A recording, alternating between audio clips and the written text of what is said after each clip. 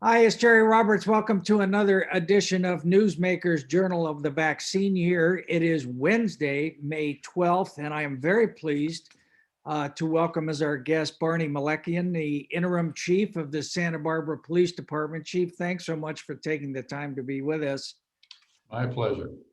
Uh, for those of you who are unfamiliar with his very impressive resume, the chief has not only many decades of experience in law enforcement practice, but he's also recognized as one of the nation's leading experts in 21st century community oriented policing. Served 23 years with the Santa Monica Police Department, where he won both the Medal of Valor and the Medal of Courage before he became the chief in the city of Pasadena, where he served for 15 years before being tapped by the Obama administration as director of the Department of Justice's Office of Community-Oriented Policing Services under Attorney General Eric Holder. Came to Santa Barbara in 2013, where he has worked as both undersheriff and assistant county executive officer, and now interim police chief. Chief, you clearly don't understand how to retire. I'm working on it, though. All right, let me start with a couple of quick things on the local front, and then I want to widen the lens to what's going on nationally. First of all, the Liberty Street killings on the east side. We had, I think, a total of 5 arrests so far, and you have released some photographs of an impressive amount of firepower that was taken in some of the arrests. Is this a gang-related thing? Can you shed any light on the what's going on behind the scenes on this? Well, Jerry, it certainly, the incident was certainly gang-related in this, particularly in the sense of who the suspects were. What's unfortunate, and it happens a lot, is that the victims in this case were really not gang members. They were young men from the neighborhood, and it gets a little blurry about who hangs out with who. But they certainly weren't engaged in criminal activity. And on the night in question, they were just hanging around, on the corner. There appears to have been some residual back and forth between two groups, and they were just tragically in the wrong place. Okay, thanks on that. We've seen a lot of reports about crime rates going up in various cities across the country during the pandemic. Right. The pandemic, people being out of school, lots of other things. Can you tell us what have crime stats looked like during the pandemic in Santa Barbara, specifically domestic violence, if you could? I haven't. Domestic violence, at least in the city, is kind of where it has been. No, there's been no big change up or down. Our violent crime rate is actually down slightly in spite of the tragic murders. Property crime is up, at least through March. I have not seen the April numbers yet. I expect them any day now. But through the March numbers, grand theft autos and theft from autos were both up pretty significantly. But domestic violence, like I said, was kind of plateaued. And to what would you attribute the increase in those property crimes? I think there's just a lot of people. Well, there's two things actually. I think one, we see a lot of unlocked cars, and the standard thing that we're always trying to tell people: don't leave valuables in plain view, lock your car, and for whatever reason, that seems to be a contributing factor. The other thing is, I think, quite frankly, there are a lot of people who are not working because of the pandemic and businesses being closed, and so they're out and about. And I can't, I don't want to speculate on what the economic pressure is, but that's certainly, I suspect, a piece of it. Do you see, I mean, there is a correlation, we've seen a lot of reporting about the reduction in the number of people being held at the county jail and record lows there. Is there a connection there with the property crime, do you think? Oh, I think there is. I mean, I think the challenge, there's been, when I was with the county, I was pretty heavily involved in the whole diversion effort and what do we do in terms of racial equity and those things. But I don't think there's any question that particularly people who are suffering from narcotics addiction or who are either selling or using or under the influence, they would have in many cases been arrested and gone to jail, and now in the current environment they're not. And before somebody hears what I just said and says, oh, the chief wants to put everybody back in jail, I don't. I have said publicly and I've said privately that the challenge in all of this, when we talk about diversion, is divert to where. And the truth of the matter is that we don't have adequate rehabilitation facilities, drug and alcohol rehab facilities. So the people are out on the street, and I do think there's a correlation between that and the increase in property. Okay. We had this discussion about some of the property owners on State Street hiring private security. And I know you said, or one of the reports I read, you said you didn't think it was such a bad idea. What are the relevant laws there? I mean, who is responsible for what? And obviously the property owners want to address the issue of homelessness there. So can you talk about what that nexus looks like? I think and I've been in a number of those meetings in the relatively short time that I've been in this office. And ironically, if I can do a quick aside for a second and tell a story. I mean, 40 years ago when I was a new lieutenant in Santa Monica, Santa Monica was ground zero for the homeless issues in Los Angeles County for the longest time. And we came to Santa Barbara to study how to deal with the homeless because Santa Barbara was on the cutting edge of what to do about it. And 30 plus years later, when I moved here, I was on the Fire and Police Commission briefly, and I found out that we were sending people to Santa Monica to study how to deal with the homeless because they were on the cutting edge. So I tell that story because I want to correct one piece of wording that you used. I don't think that the business owners in the meetings I've been in, they want to address homelessness, but they're not trying to get rid of homeless people in the sense. They are trying to get people out of their doorways. They are trying to get people, to stop going to the bathroom in front of their stores. And I think that quite frankly, I think that's a valid concern. The use and security guards, and I think I did make the comment in an interview, it's been done in other places. And there is a jurisdictional issue, and nobody's talking about saying that security guards would have powers to make arrests or do those kind of things. But it really is about dealing with the behavior. And it again comes back to this same thing about divert to where. I mean, in Santa Monica and Santa Barbara, what we tend to do with homeless people, many of whom at least, are suffering either from mental illness and or some kind of substance abuse, is we simply move them from one place to the next. And if we really want to get a handle on this, we're going to have to come up with another option than that. All right, fair enough. Can you give us where we are with the Los Angeles Magazine did this story, as you know, last month, which made a lot of allegations and insinuations about City Hall that may or may not stand up. But Anthony Wagner, the public information officer, has been on leave. What's the status of the report on him? When can we expect that? I expect the report was with the city attorney's office. I think they did. I think they had some back and forth with the investigator.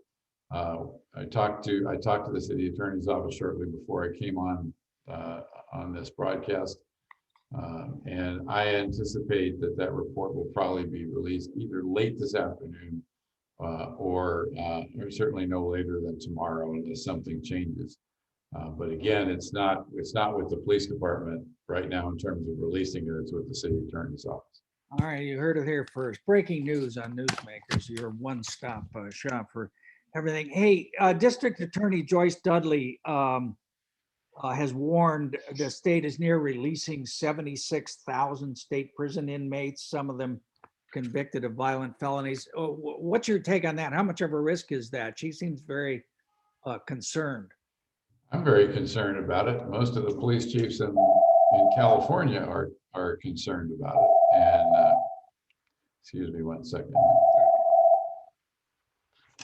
But I think the next step is to take a look at the roster of names of who's being released and see how many of them are actually coming back to Santa Barbara County. I'm not, this gets into an issue. There probably are people in state prison who are good candidates for release, particularly those that have, nonviolent crimes or drug-related offenses. I'm not so concerned about that. I am very concerned about some of the reported people who are convicted of, in some cases, have been sentenced to life terms and are being released. And I question, I really question what the thinking was behind that. Okay.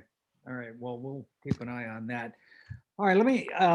Let's talk a little more broadly. I want to read just two quotes that from you at a recent city council meeting to kind of set the table for this. You said, for the longest time, law enforcement saw its role solely as to solve crime and arrest the perpetrator, but it's very clear that this is no longer enough. And you also said one of the challenges for all of us is to redefine the notion of safety. The challenge for the police department and for all of us is not to make arrests, but to make those arrests unnecessary. And you've referenced those ideas in a couple of your answers so far. I mean, I'm old enough to have covered Jerry Brown's first term as governor, when he was all for 3 strikes and lock them up and that kind of thing. And then obviously it's the second term, we began approving this series of state initiatives that have reduced incarceration, reduced the number of people, the seriousness of crimes and so on. Then we have the George Floyd killing and the Derek Chauvin conviction in the middle of this. How would you describe this moment nationally in terms of changes in approach for law enforcement? What's going on? I think for the longest time, and I think this is all getting caught up in the broader national discussion, and you sort of lumped 2 or 3 things together there. The issue of mass incarceration and Michelle Alexander's book is probably the most definitive work on that. The new Jim Crow, and that was the impact on communities of color of the decision of things like 3 strikes, which really was originally designed to deal with the most violent predatory individuals. But it morphed over time, and it got to where you didn't have to, all 3 strikes didn't have to be violent. And we lock up, and I can't remember, I don't want to quote numbers because I'll get them wrong. But we have something like 4% of the world's population or something like that, and 25% of the world's prisoners. And that's an issue. In the current environment, and I think people are starting to recognize that for a lot of these offenses, particularly the drug-related offenses, there are alternatives to incarceration that can work. But society has to be willing to invest the money and the resources and the facilities. It's not just enough to say we're not going to send them to jail. We have to be able to have a place for treatment or have a place for mental health concerns. And if we don't, we're just kidding ourselves. We're just kind of engaged in this rhetorical kabuki dance. And so, I think there's that part of it. I think for the longest time, and what I meant in the quote that you referenced was, and certainly when I came in this business almost 50 years ago, we knew what our job was. Our job was to go out and find people who were violating the law and arrest them. We did not, and I think what's happened over that 50 years is this, and with the notion of community policing and other things, is we're really starting to recognize the impact that the individual officer has on the lives of everybody that they come in contact with, and the ability to facilitate a neighborhood, in effect, controlling its own problems, where the officer and the power of arrest, the state's power of arrest, becomes kind of the last resort rather than the first resort. And I have a friend of mine, Chief Ed Flynn, the former police chief in Milwaukee, I think had it perfectly. He said it's important to remember that law enforcement officers are the armed agents of the state, and in one aspect of our work. And the question is, when do you want those agents in your living room? And I really do think that's the discussion that we're having. The problem is, in some cases, it's gone to the place where we don't need law enforcement at all. We fund police. And I don't think there's been any society in the history of the world that has ever tried that. And I'm not sure I want to live in one that does. Yeah, I don't. So you're going to make, I guess, a budget presentation next week to the council, but I just wanted to reference a couple of the points that you make in framing that conversation, and you talk about overarching priorities that you're setting forth, which tells me you're not really a kind of a caretaker in this position. I mean, you're bringing a lot of experience and knowledge and thought and insight into how we need to go forward. And these are big questions, not only as a policy matter, but as a fiscal matter. So one thing you say is improve the qualities of life in neighborhoods, parentheses, includes crime reduction. And this, I think, goes to the point you were just talking about, whether you want law enforcement in your living room, but you talk about the concept of a felt presence rather than just keeping an enforcement posture. What does that mean? So the concept of felt presence actually came out of the United Kingdom, and it was a method of approaching policing rapid transit systems. And the idea was, and I worked on some transit policing projects in Los Angeles a few years ago. And the issue was, or the description was the fact that in the United States, you tend to see law enforcement officers walking either in pairs or bigger groups, and they sort of move through the crowd or move through the train cars, and it's a very visible, heavy presence. In the UK, the approach they try to take is that two officers will enter the car that they're patrolling from opposite ends, and they never actually come in contact with each other. And so people don't have this sense of being overwhelmed by uniformed authority, but they're aware that uniformed authority is there. And it's in some documents, it's been referred to as a lighter touch. It's not less law enforcement, but it's less in your face law enforcement. Where does the heavy approach, if you will, where does that come from in, I guess, American policing? We're talking about. I mean, what's the source of that? Well, I don't think there's any question that we, for better or for worse, I don't want to get into a whole discussion about guns and gun control, but we live in a heavily armed society. We live in a society where law enforcement is a dangerous profession. It's not the most dangerous profession, but it is a dangerous profession. And over time, training and academy approaches and things have really sort of emphasized officer safety. And I'm not suggesting that that be diminished, but I do think that the best example that I can come up with is I think that if we're running a SWAT operation and we've got a barricaded suspect, we're not going to have committee meetings. We're not going to sort of check in with each other about how we feel. And if people are walking down the sidewalk, we're going to direct them to move and to move now, and we're not going to have discussions about it. The challenge, I think, when I talk about the sort of transformational issues of policing, is that we're in that mode about 5% of the time. we should be in that mode about 5% of the time. The other 95%, it's Barney and Jerry having a conversation. It's, really, it doesn't have to be anything else.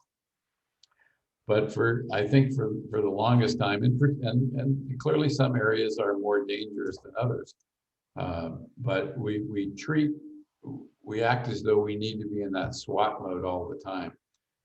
I think Malcolm Gladwell, in one of his recent books, Talking to Strangers, did a really excellent job of saying that one of the things we have to do, and it's been part of my message, at least during the time I'm here, is when we get done having a 30,000-foot discussion about transforming policing and reimagining criminal justice and all that, we should have a 500-foot discussion about what do we do in Santa Barbara, what do we need in Santa Barbara.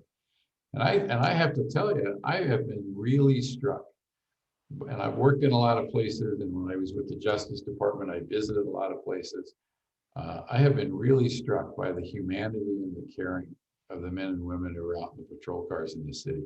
And the city is incredibly well served. And that's what I mean about this light touch and this, this moving to this idea of a felt presence. And I apologize because I could go on and on about this for a long time. Well, no, I mean, it's just, but it seems to me that there's not a bright red line on this. I mean, I'm just thinking about what happened in San Luis Obispo 2 nights ago. Right. They were serving a warrant, an officer was killed, another one seriously wounded. I mean, how do you make that?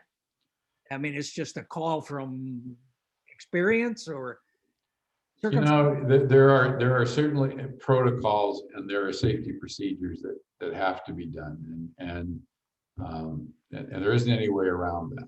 And people, I think sometimes people like to forget that again, that this is a potentially dangerous profession, and that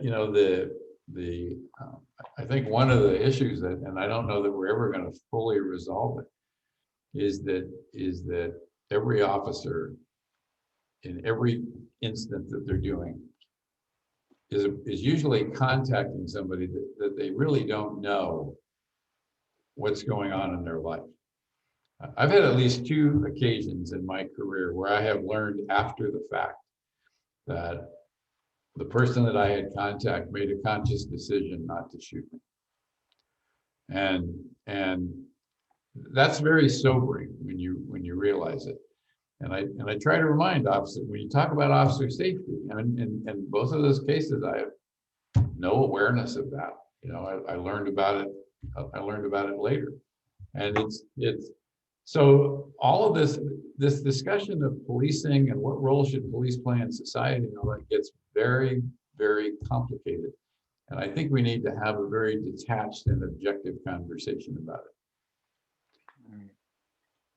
You also talk about transforming the mission of patrol, and we've talked about this somewhat, but in terms of relationship building, and you're talking about holistic metrics that typically in policing, the quality has been measured by outputs, tickets written, arrests made, rather than outcomes, crime rates, and public faith. Could you talk a little bit about that and what you mean by holistic metrics?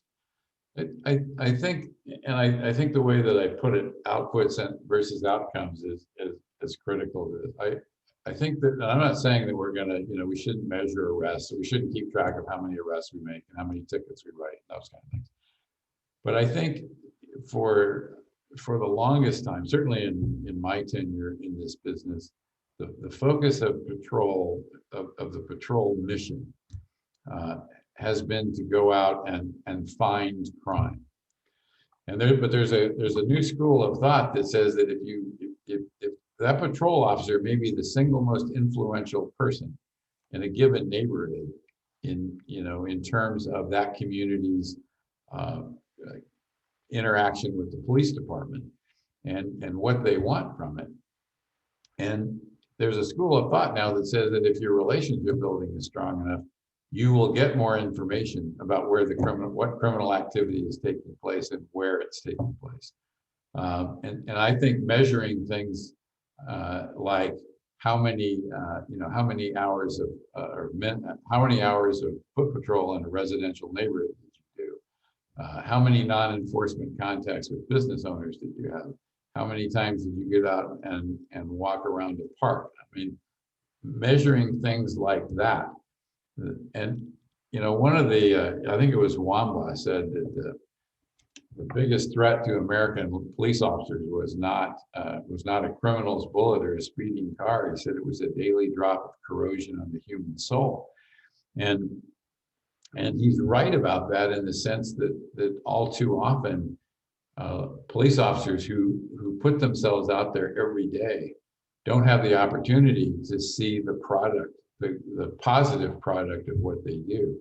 And if we change the focus of patrol to, it's too easy to say, well, the chief's saying, we shouldn't do enforcement. I'm not saying that at all.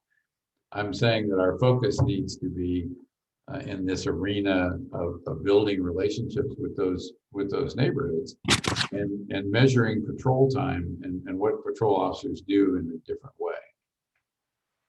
You also talk about internal procedural justice or employee wellness, which seems to be something that gets overlooked a lot, I think, in the coverage of something like George Floyd. What do you mean by that?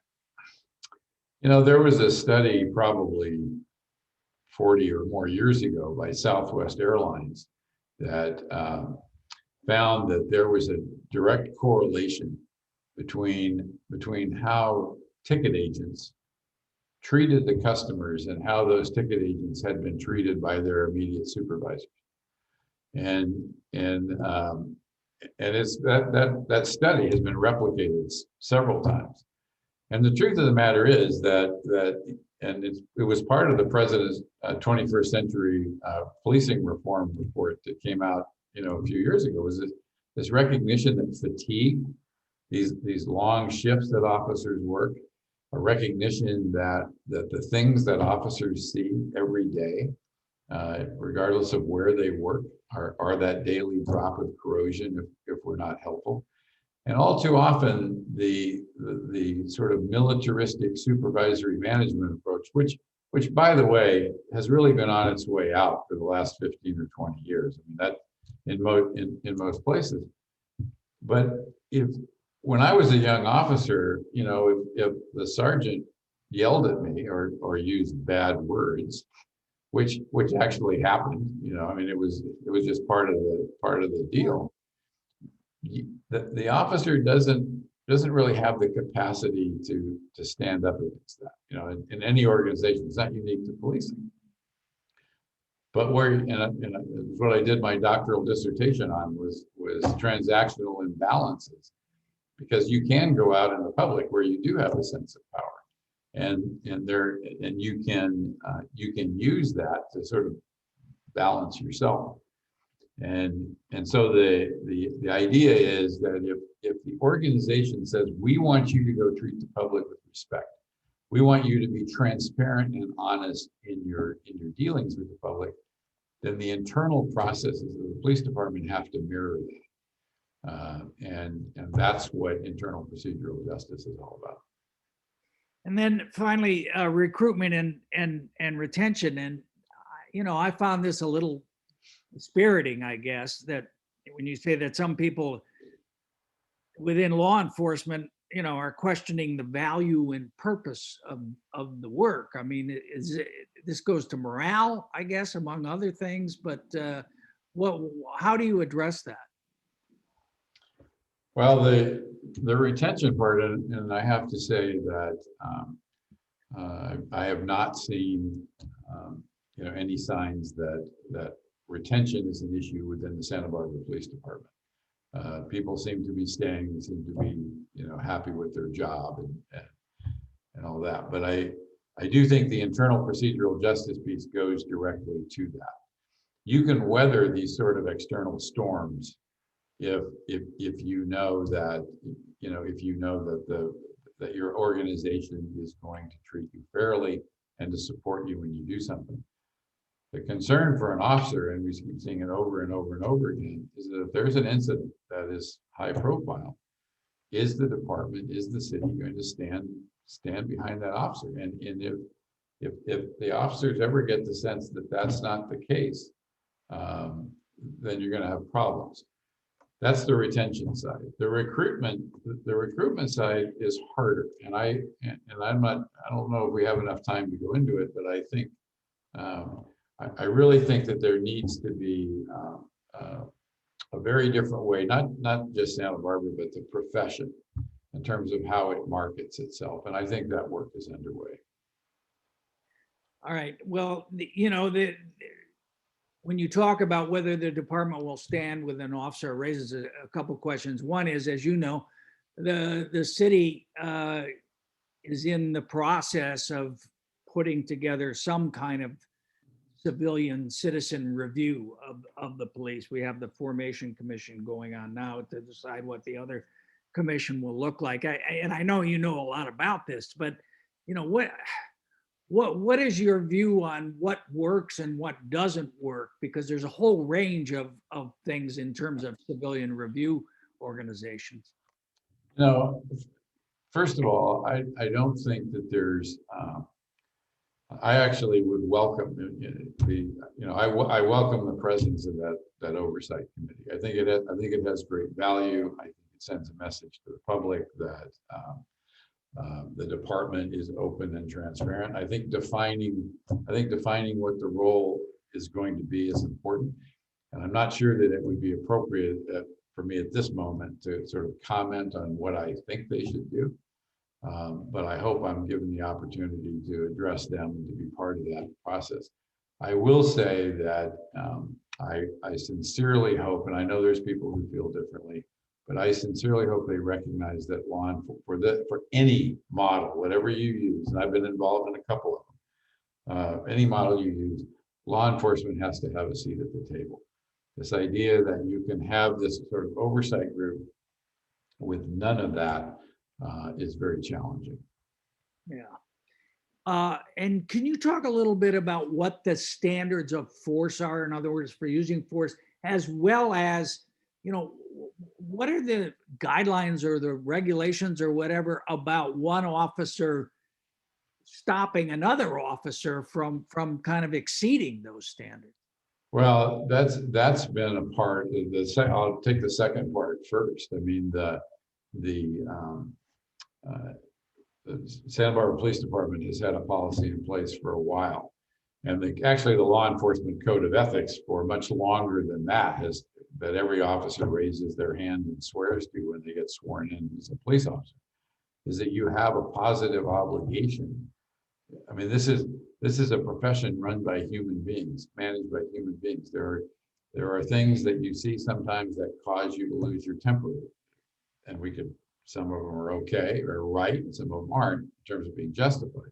But you have an obligation if you see your partner exceeding the scope of their authority, if you see them doing something that's unnecessary or bordering on unlawful, you have an affirmative obligation to stop them.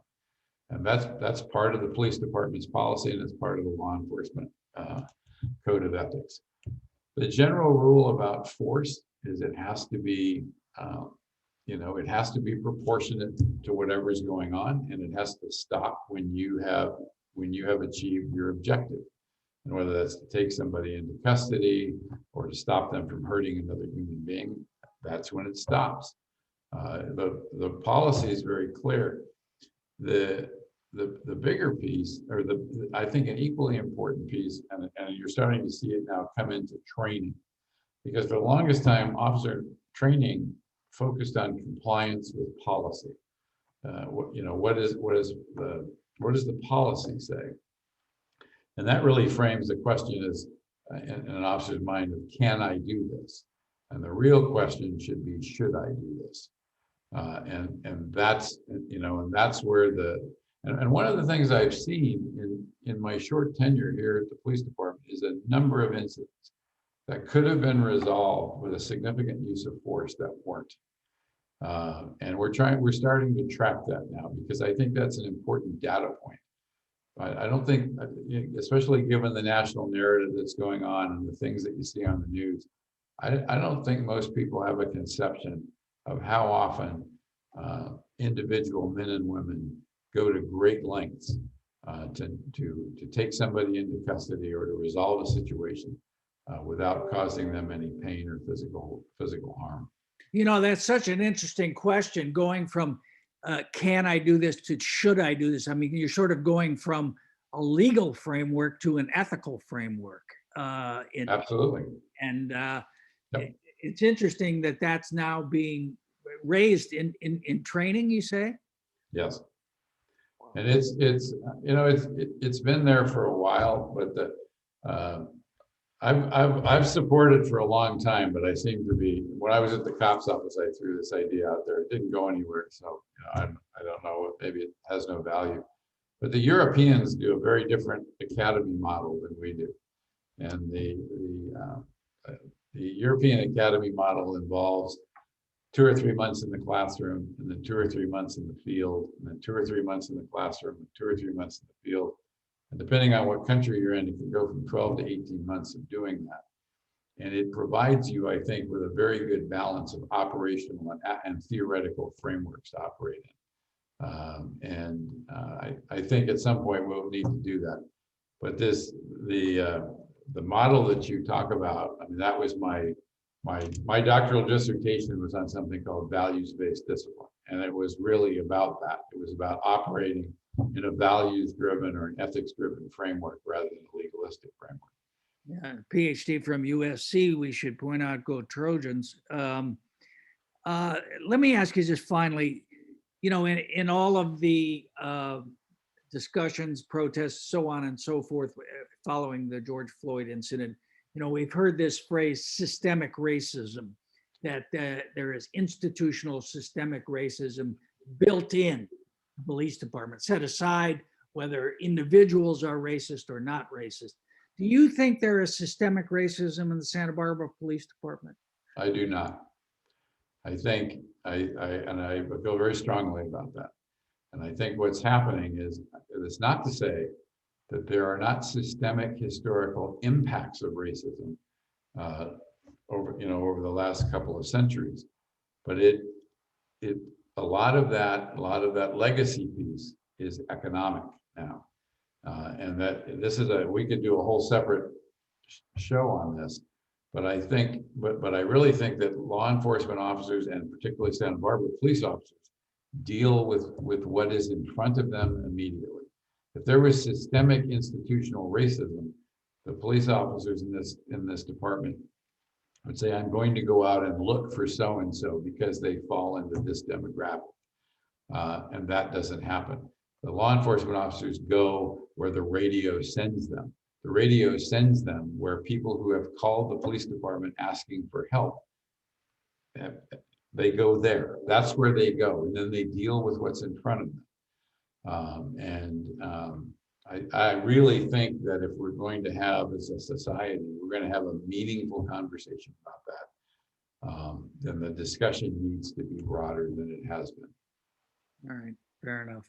And finally, one thing, you know, when we're talking about transformational policing and you know, rethinking what safety means, these are all financial resource questions as well. And I guess it kind of ranges from, you know, defund the police to you know, double the budget or whatever. You know, this is obviously a known unknowable, but you know, what does that look like? Do you think there are resources that just need to be reapplied or shifted, or does there need to be a vast increase? You know, and I'm not trying to dodge the question. Ultimately, that's a decision for the elected body to make.